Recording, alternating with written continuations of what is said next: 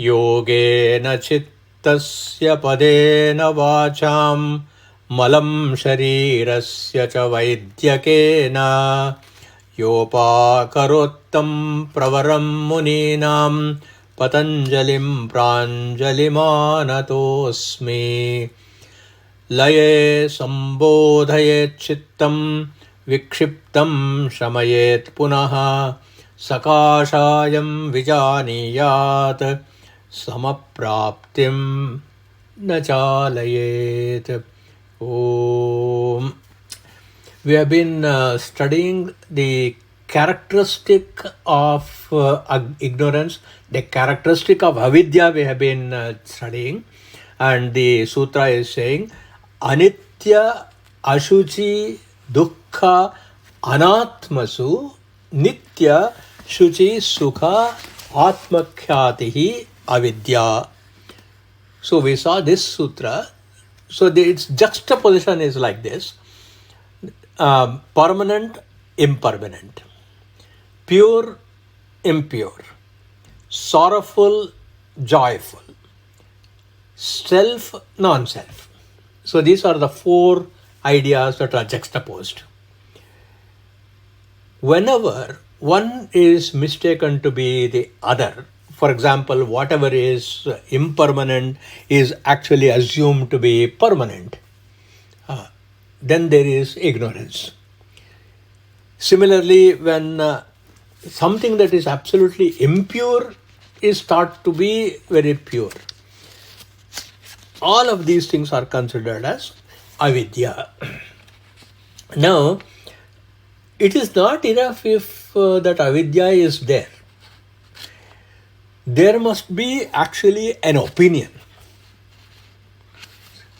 So the Patanjali uses the beautiful word khyatihi.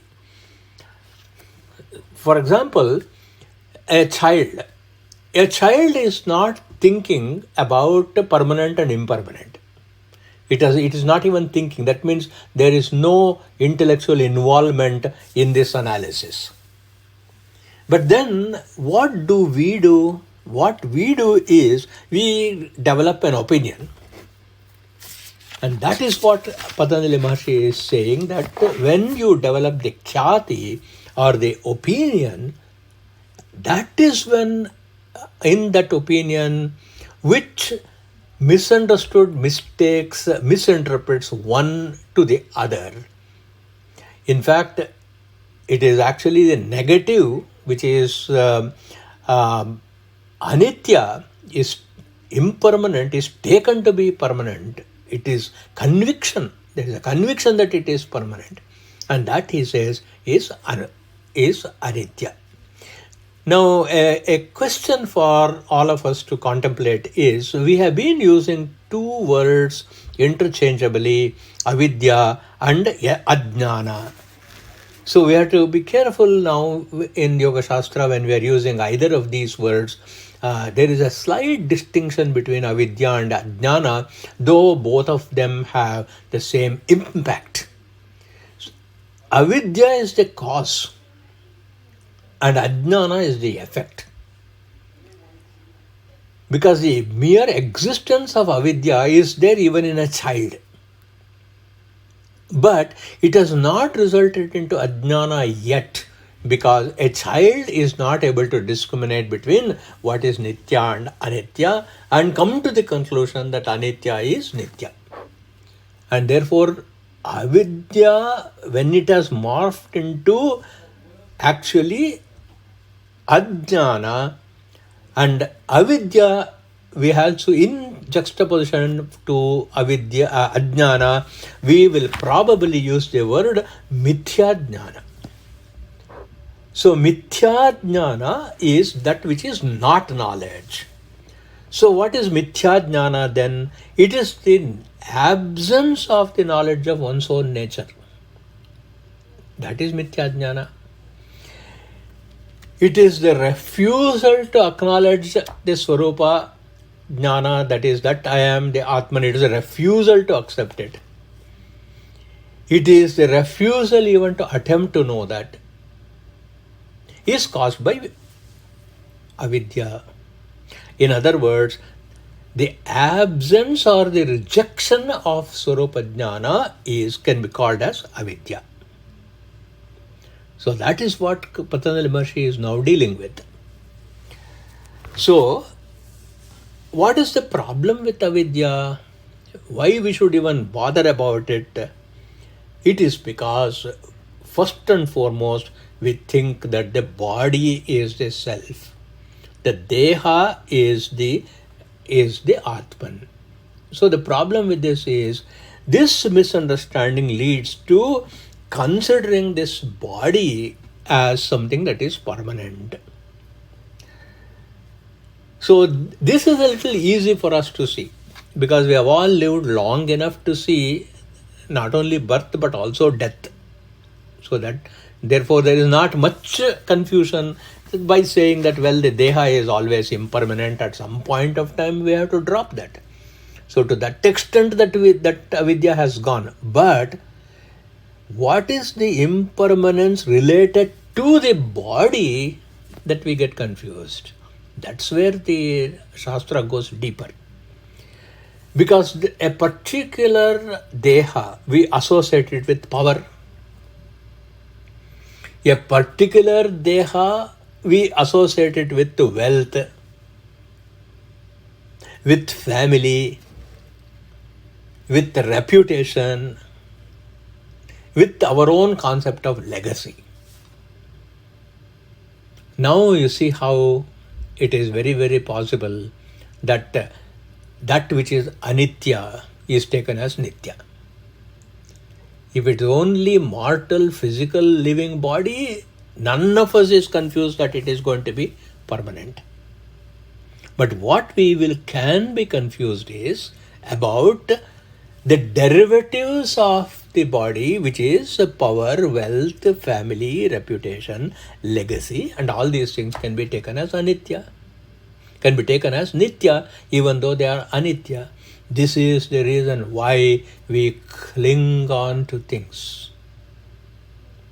And the higher we are in society, the more and more wealth, power, reputation that we have, we cling on to those more and more. That is something that Patanjali Maharishi wants us to examine. I might have shared this historical story with you. In the 11th century, in the Malava kingdom is the present day central India, the place like Dhar and Indore. It's very close to Indore in central India, and that town is still there. It is called Dhar, and in Sanskrit it is called as Dhara Nagara.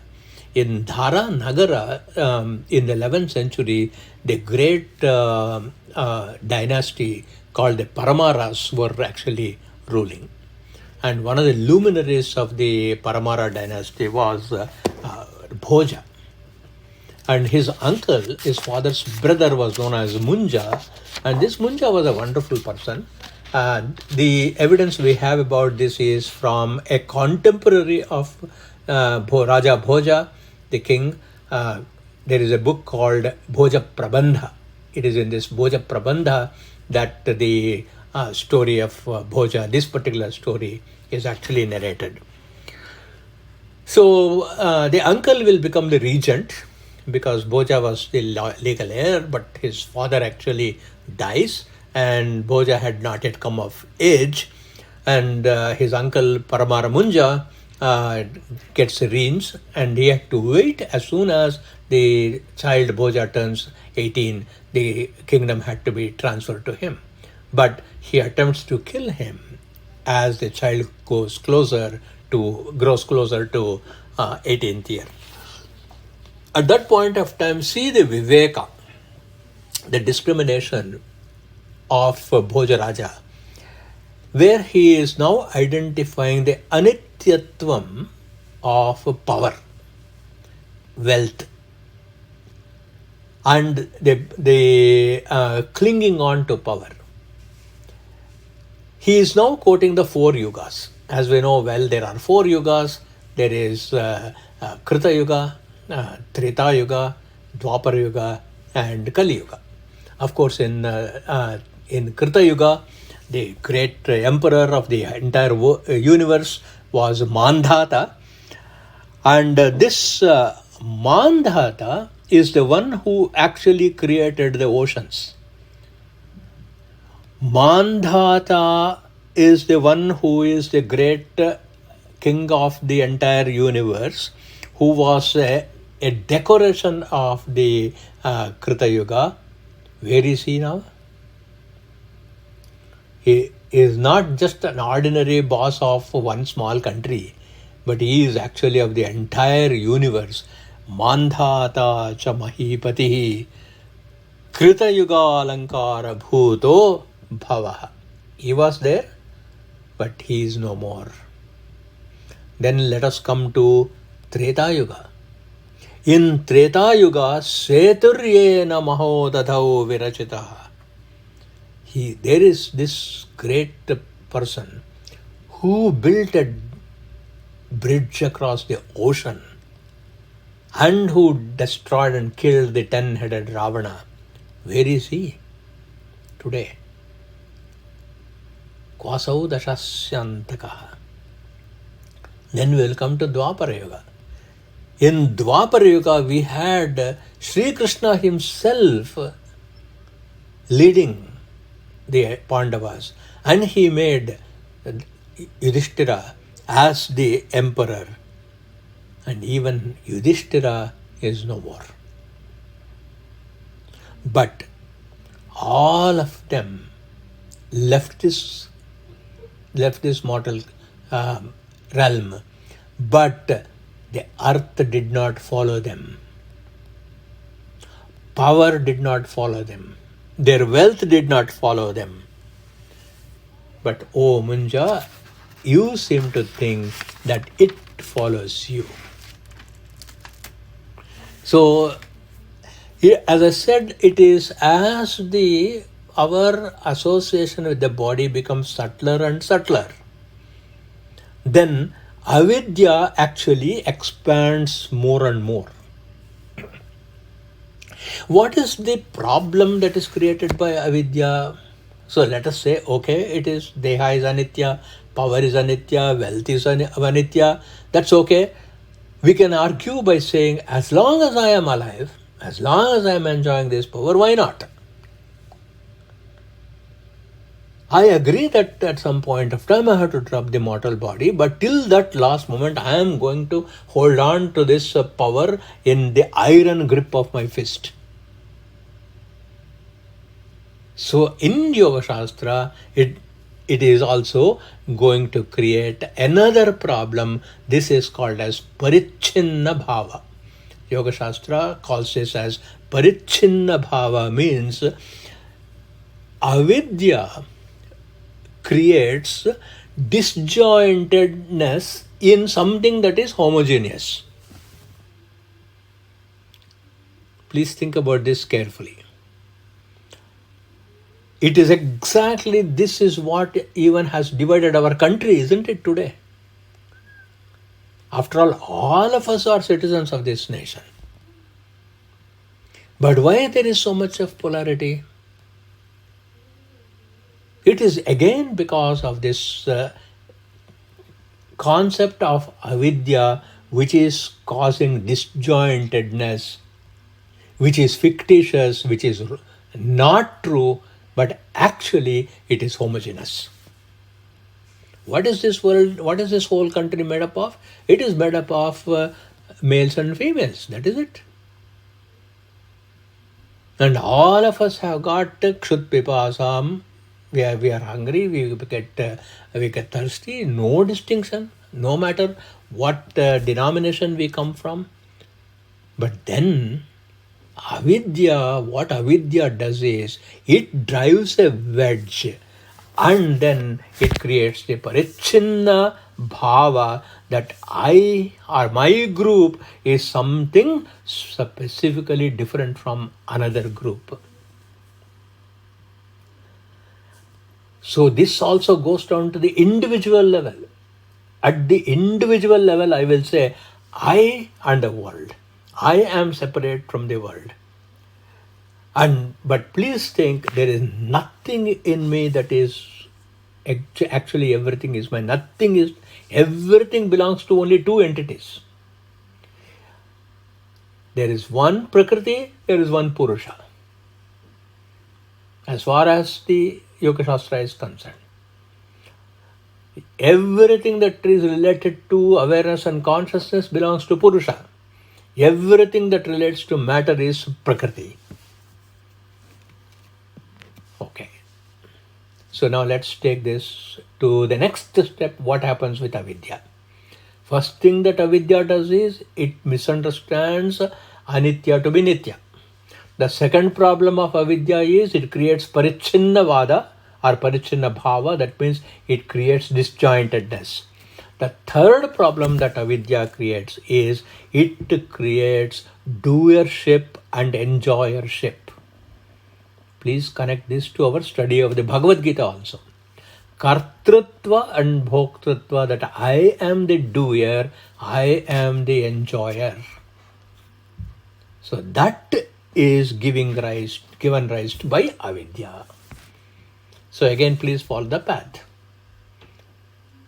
Anitya is considered as nitya. And because of this anitya and nitya confusion, divisions are created, which is parichinna bhava is created. Because parichinna bhava is created, kartrutva, bhoktrutva, doership, enjoyership distinction is created. And this is giving rise to desire. And wherever there is desire or kama, it always instigates us to do act, that is karma will take place. Karma phala is bound to happen. And karma phala can be pleasant or unpleasant. It can either cause sukha or it can cause dukkha, both of which are identified as klesha in this section of the Yoga Shastra by saying sukhanushayi ragaha, dukkhanushayi dveshaha. So we go and start following sukha and we go and start feeling averse to dukkha. But look at all this is stemming from one single root. That root is avidya. Now here again we are not telling much. Here again we are only analyzing the consequences. But what exactly is the defect of all these things? The main defect of all these things is it is limiting our jnana shakti and kriya shakti. Now see how important this is. Our ability to acquire perfect, undiluted, pure jnana and our ability to execute all activities with this body-mind complex in a manner that is proper, both of those things are compromised. So from avidya to parichinna bhava to kartrutva bhoktrutva to kama karma and karma phala, ultimately it is limiting jnana shakti and kriya shakti. Now you see how serious is the role of ignorance. That's why if you look at the fundamental thread of our entire Shastra, no matter what Shastra you take, it is all for removal of avidya only. Everywhere our focus is for removal of ignorance only. Because when Jnana Shakti and Kriya Shakti are compromised, what are the things it will cause? It will cause, first of all, it will cause separation. Me, they. And the second thing it will cause is samsara, that means coming and going. And the third thing is that we attach an undue importance to name and form, nama rupa distinction. And obviously this is going to cause the dualities of sukha and dukkha, and sukha and dukkha. So wherever there is sukha, it will always be followed by dukkha. And wherever there is sukha, it is going to cause bondage. Wherever it is dukkha, it is going to cause frustration. It's going to cause dejection. So whenever these things are happening, we call that as avidya is the one that causes avarana or covering, and not only it merely covers, it also distorts. And therefore you see that even though it looks as though avidya is of no interest to us, because of the extraordinary busyness of our life, all our decision making, all our conduct, every relationship is actually determined by how much of avidya that we have. So besides this, we also look at the body as a very, very clean. Shuchi and ashuchi, whether it is body or mind, even mind is unclean, which needs a constant cleaning. Buddhi is unclean, which needs constant snana. So here the Shastra asks the very necessity that we have got to cleanse, the very necessity that we have got to shower every day, the very necessity that we have got to do dhyana and prarthana every day to cleanse our mind, presupposes that the body-mind complex is impure. What is the problem with this impurity? The problem with the impurity is in dukkha we see sukha. Again, only leading to disappointment and sorrow. And therefore, Patanjali Maharshi is now focusing by saying that avidya is the fundamental problem. Now an interesting thing is, avidya is still, you cannot put your hands on that and say, this is how avidya is. Very difficult to grapple and say, okay, this is the 10 points which define avidya. Even though I talked about, parichinna bhava, katritva, bhoktritva, they're all mostly philosophical statements, not experiential, isn't it? Now, how to bring it into experience? Sutra number 6 discusses that and says, Drikdarshana shaktyoho ekatmata eva asmita. The result of avidya is ego. Conversely, do I have ego? As if I have got ego, then I am actually in ignorance. I am in avidya. So then he could have simply said that you have got ego and that ego is a derivative of ignorance. He could have just left it at that. But this is a Shastra, and this Shastra has got to build the logical basis also. And in that basis he is saying, Drik Darshana Shaktyoho Ekatmata Eva Asmita. So what is Drik? Drik is a Shakti. You look at the sutra, Drik Darshana Shaktyoho. Shaktyoho is dual number, so he's talking about two Shaktis, Drik Shakti and Darshana Shakti. So Drik Shakti is the power of consciousness or the Purusha. Pure consciousness is Drik Shakti. What is Darshana Shakti? It is the power of seeing. So there is one which is the power of awareness, and there is another which is the power of perceiving. With the eyes we see form. So what is the power of the eyes and our vision? It is Darshana Shakti. But who understands what I have seen? It is the Drik, the consciousness Purusha is the one who understands what I am seeing. But ego is where we mix the two. The Darshana Shakti is confused to be Drik Shakti, that is ego. Now, in other words, what are these Darshana Shakti and Drik Shakti? In yoga terminology, Drik is Purusha, the seer. How do we know? Look at the Yoga Sutra, chapter 1, the third sutra, Tada Drashtuhu Surupe Avasthanam.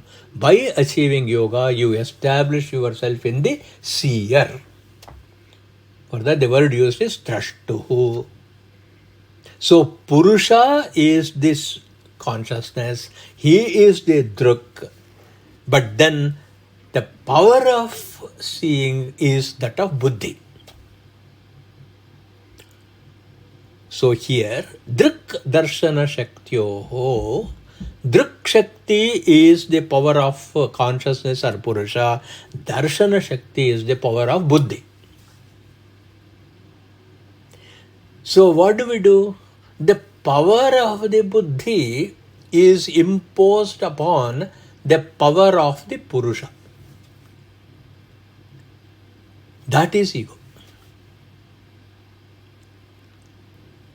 Very, very subtle but beautiful definition. Because Buddhi by itself can only see, it cannot understand. Who understands? Purusha understands. But what does Buddhi think? Buddhi says, I understand. The intellect says, I understand. Whereas the understanding power of the Buddhi is a derivative of the consciousness power of Purusha. Not acknowledging the existence of Purusha as permanent, as Nitya, as Shuchi, that avidya now causes ego. Now this ego, how do we analyze this? Now let us look at the Purusha or Drik. This Purusha in Vedanta is called Atman. This Atman, what are its characteristics, Svabhava, Swarupa? It does not undergo any change. No Shadvikara. What about the Darshana Shakti of the Buddhi? The Buddhi today doesn't know something, tomorrow it knows something. What it knows tomorrow, it forgets day after tomorrow. So there is the Vikara changing. Drik does not change, no Vikara. Darshana changes, there is Vikara. Drik, the Buddhi, goes through the states of wakefulness, dream and deep sleep. The Purusha has no avastha of wakefulness, dream or sleep. The Buddhi is enveloped by the 5 sheets, Annamaya, which is the physical body, Manomaya, which is the mind, then Pranamaya, life force, Vijnanamaya, which is information, knowledge, Anandamaya, motivation to live. Whereas Purusha does not have any of that. And the real enjoyer of every experience is Purusha, but Buddhi is actually the enjoyed. Don't you enjoy the beauty of your intelligence? But who enjoys the beauty of your intelligence? It is the Purusha. So, in this hierarchy, if you look at verse number 42 in chapter 3 of the Bhagavad Gita, Krishna is also talking about this. Indriyani paranyahuhu. Better than the objects of the senses is the senses. Because the object of the senses cannot perceive. Indriyebhya param manah. Better than the sense organs is the mind. Manasastu para buddhi. Higher than the mind is the emotion, is the intellect, buddhi. Buddhehe paratastu saha. Higher than this buddhi is saha, he, in the context of Yoga Sutra, Purusha. Then he goes on in verse 43, Evam buddhehe param buddhva. Please think that Purusha is even greater than buddhi. Samstabhya atmanam atmana. Use the buddhi to control the rest of your personality. So buddhi must be guided by Purusha. Then jahi shatrum mahabaho kamatmanam durashanam.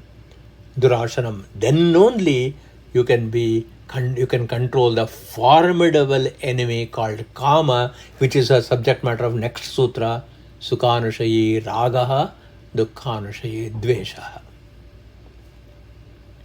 Purusha is greater than buddhi. A story will illustrate this point. We know Janaka Maharaja very well. This Janaka Maharaja is known for his extraordinary spiritual prowess. The whole world was praising him. The whole world was praising him for his control on his senses. So much so that he was so extraordinary that he remained absolutely unperturbed and calm. It was very, very difficult. It was almost impossible to instigate Janaka to get angry.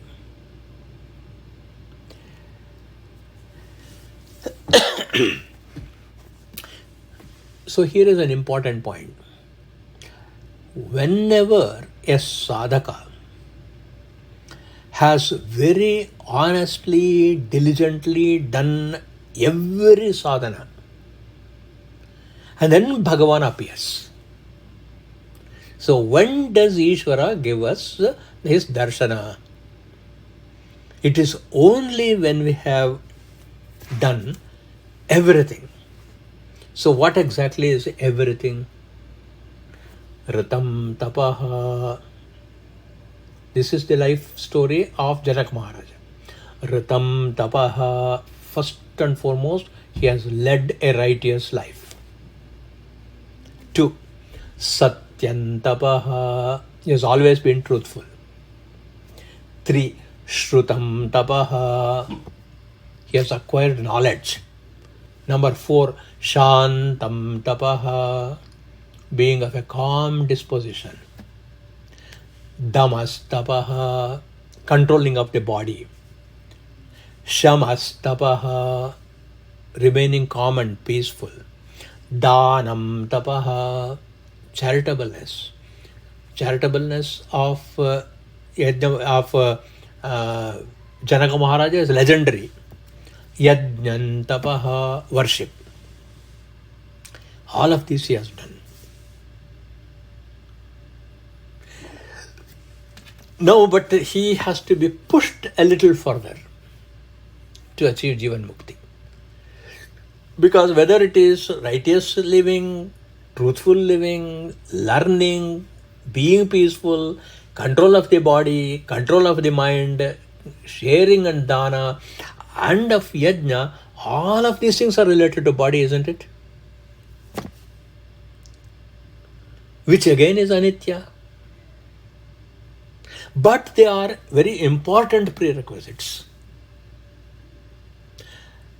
When backed up by such a tapas caused by Shraddha, Medha, Prajna and Dharana, that is 4 attitudes, that is there must be total dedication, Shraddha, and there is intelligence, Medha, then there is Prajna, wisdom and Dharana, retention. When these things are there, and all these tapas have happened, still all this is belonging to the body only. But this body, in which includes mind, intellect, everything, has been made as pure as possible. but not 100%. With such a preparation, then Bhagavan will appear. So the Vishnu Purana is talking about by saying, Upanishad is talking about this by saying, the various Puranas are saying, Janaka Maharaja was ready for Bhagavad Darshana. Then Mahavishnu appears. And when Mahavishnu appears, what is the achievement with relation to Yoga Sutra that Janaka had achieved? Tapaswadhyaya, isn't it? Let's not go out of the text. The Kriya Yoga is Tapaswadhyaya Ishvara Pranidhanani Kriya Yoga. So Tapas and Swadhyaya can achieve only up to this point. It is now that we need grace of God. That is done by Ishvara Pranidhana, the third aspect of Kriya Yoga. That only can remove the ego. That only, Ishvara's presence only can remove asmita, and therefore at this stage, because of the readiness of Janaka Maharaja, Mahavishnu appears before him disguised as a mendicant. And he presents there himself. So Mahavishnu comes there and started having a conversation with Janaka Maharaja. Everything that Janaka was talking about, Vishnu takes up in this garb that he takes up an issue and starts arguing. And very calmly and very peacefully for a long time, Janaka Maharaja is responding to the questions and the comments and the criticisms of Mahavishnu. At one point of time, even Janaka gets irritated with this mendicant. And he says, getting very angry, shouts at this mendicant and says, "Get out of my country. You are banished from being in my country." Then Mahavishnu smilingly asks, "O Rajan, what is the boundary of your country?" You might have drawn a fictitious line around your kingdom. You can issue a visa for human beings who are entering into your territory. But what visa can you give to the birds that fly into your country? What visa is required for the wind to blow into your country? Or to go out of your country? How can you stop water?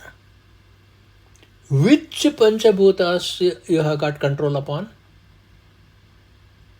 Who has the control upon the Panchabhutas?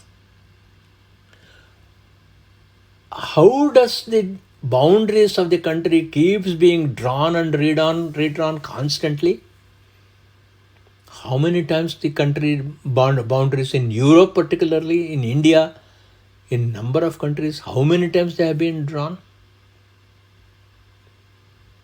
For that, Ritan tapas satyam tapas shrutam tapas shantam tapo damastapo shamastapo dhanantapo yajnam tapaha must be followed by bhurbhuvasvar brahmaiva etat tapaha.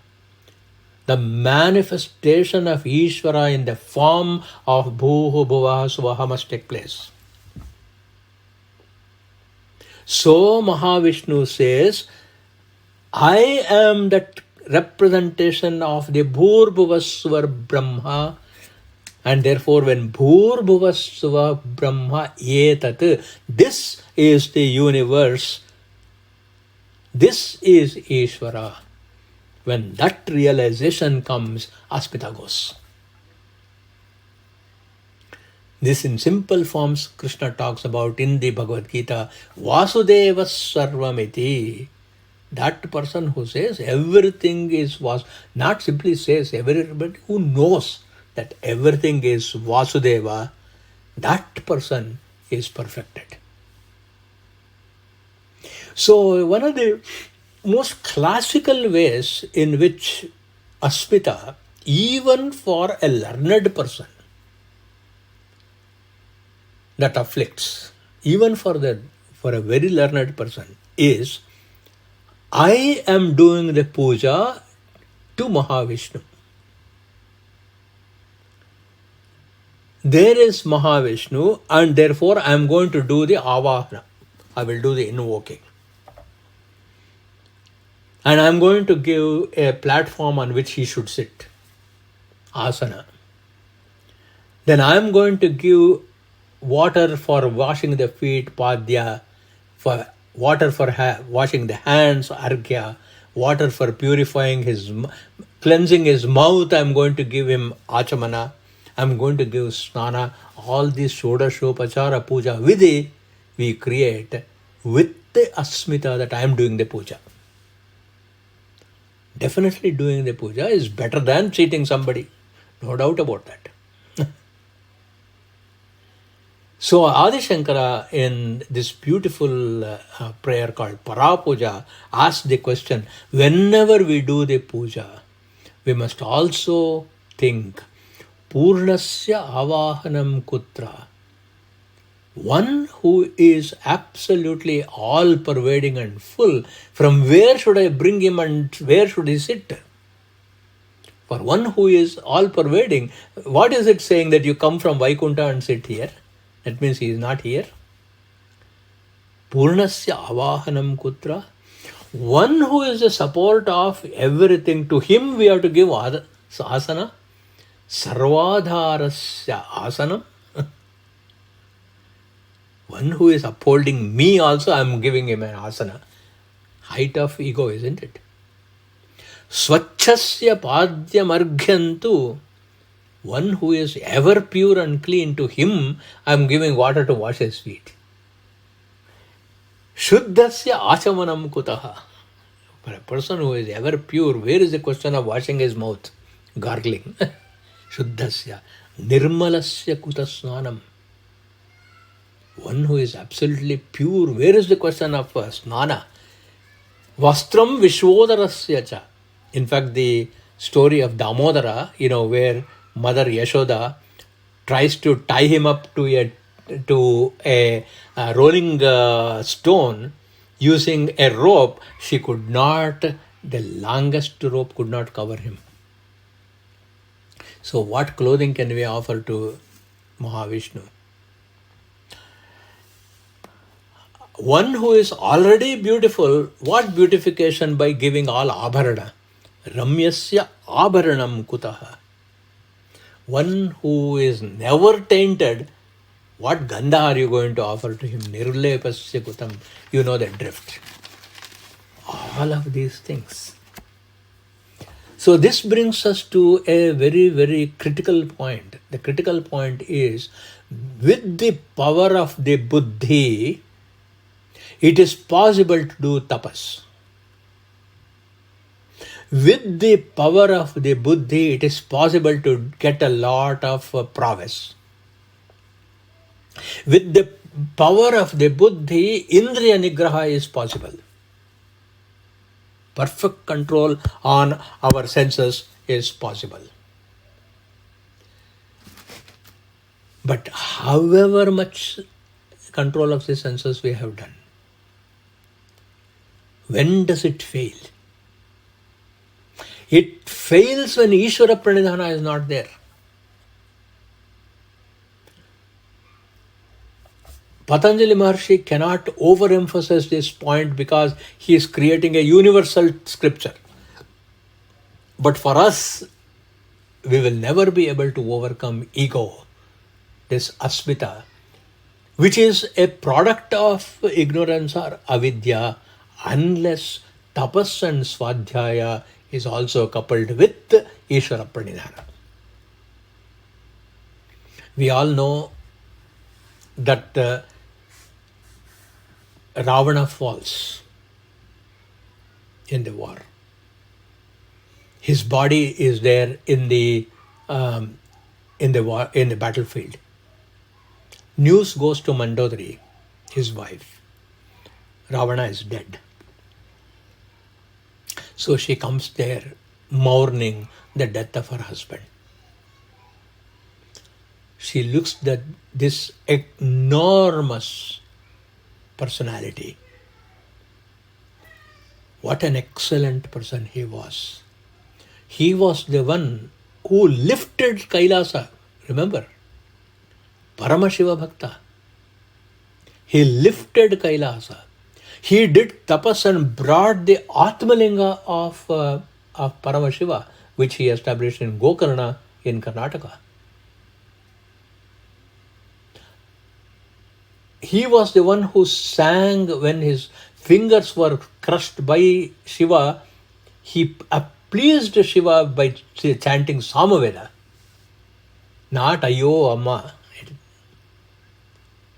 It was Samaveda that he chanted. Such an eminent, great musician. He was a great Veena player. With all those eminence, how was that possible?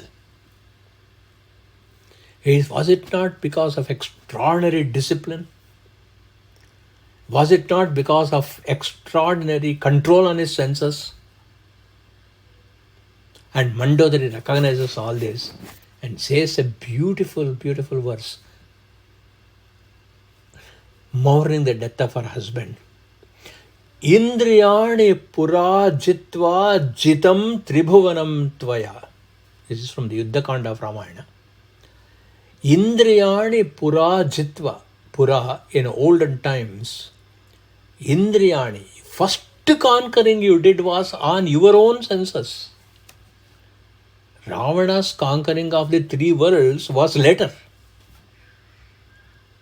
What was the first victory? First victory was on his own senses. Indriyani pura jitva. After that, jitam tribhuvanam tvaya. You went and won over the three worlds. Smarad bhiriva tad vairam. As though that enmity, remembering that enmity, indriyaireva nirjitaha, you have been defeated by your sense organs. Only Valmiki can write like that. Indriyani pura jitva jitam tribhuvanam tvaya smaradbhiriva tadvairam. As though it remembered the old enmity, all of them came back in one full group. And then they won over your prowess by enticing you to look at Sita Devi. Avidya cannot be seen, but the derivative ego can be seen. Patanjali Maharshi is saying, it is not enough to do tapas. It is not enough to do swadhyaya. Sakshat Parameshwara Sri Ramachandra is standing in front of Ravana. He could not identify that it is none other than God. Whereas Paramaviveki Janaka, as soon as Mahavishnu asked the question, which is your boundary? Janaka immediately realized, oh, this is Mahavishnu. And his ego was resolved. Whereas, since the absence of Ishvara Pranidhana was there, on the part of Ravana, who was right, Mahavishnu is right in front of him, his asmita, his ego, completely blinded him. It is like trying to drive at breakneck speed when there is fog.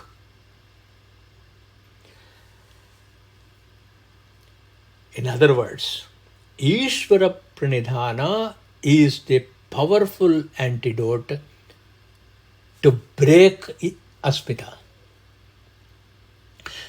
Otherwise, the body will go, the mind, intellect will disable our devotion to Ishvara, just like Ravana did, and it will go and follow Sukhanushayi Ragaha and Dukkhanushayi Dvesha. It will start following Sukha and Dukkha. It will start liking Sukha and it will start disliking Dukkha.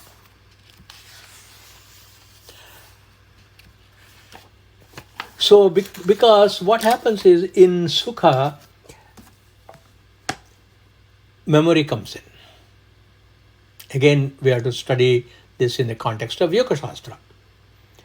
As soon as every Sukha is experienced, it always follows by a recap of the Sukha that we have had.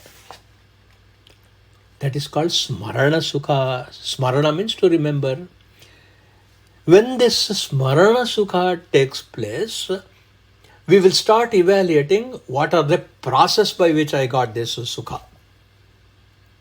Now look at the process. First thing that happens is we come to know that this is pleasurable. Step number 1. As soon as we identify something is pleasurable, the second thing that happens is desire. I want it. And the third thing is called Trishna. That means without that I cannot exist. The third thing will happen. And the fourth thing is that this entity of Sukha, I want it. And I don't want to give it up. So it becomes Lobha. So the process of Sukhanushayi, that is attachment which follows Sukha, is one Sukha experienced is remembered. Along with that memory, possessiveness, attachment and desire also come in a bunch. So likewise in Dukkha, what happens? In every unit of Dukkha, again we are going to look at the process of Dukkha. We'll call it as sadhana. So what is Sukha sadhana? Sukha sadhana is a desire, clinging and possessiveness. In Dukkha, what has happened? Something that is against my will, which is called Virodha, which is culminating in anger or Krodha, and which results in a desire to destroy it. So those are the 3 steps that actually make us remember Dvesha again and again and again. And all of these things, what is the basis? The basis of Sukha or Dukkha again is Asmita. And this Asmita is based upon Avidya. So you can see even the sequencing of the kleshas created by Patanjali Maharshi is so logical. First the abstract that I cannot even see that I have, which is avidya. And then I can slowly start having a glimpse because of Shastra's blessing. I can start getting a glimpse that I am egoistic. 99% of the population will go about thinking that I am the most selfless person. But on closer examination, it is Asmita only. And how do we know that I have got Asmita? As long as I have got Sukhanushayi Raga and Dukkhanushayi Dvesha, that means I have got Asmita. Now, can we completely take away Raga, Dvesha and Asmita? Can we completely remove it? It is a very, very, very difficult task. It can be removed only when there is no Abhinivesha or a mastery over Abhinivesha. And that is why finally Patanjali Maharshi comes and talks about Abhinivesha also by saying, as long as you have got that clinging for the existence, the Abhinivesha, then we have got there is no way in which we can go back at all. So he introduces Swara Savahi Vidishopi Tatharudaha Abhinivesha. And he's so kind. He says, Vidushopi, even for the very learned people, even for a Ravana, even for Janaka Maharaja, this Abhinivesha is very difficult to overcome. But he gives us a strategy of how to remove its bluntness. So this is a very beautiful foundation of the how Kriya Yoga has to be practiced. Ishvara Pranidhana is an important key to this. And this Ishvara Pranidhana must be done with extreme wisdom.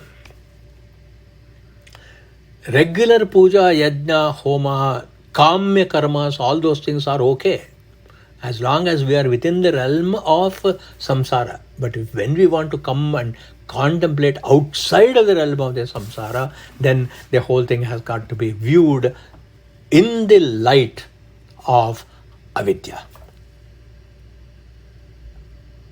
So the whole project is, again, first to understand avidya, then to identify asmita, and also arrest ragadvesha before they can become overwhelming. More we'll see in our next meeting. Thank you.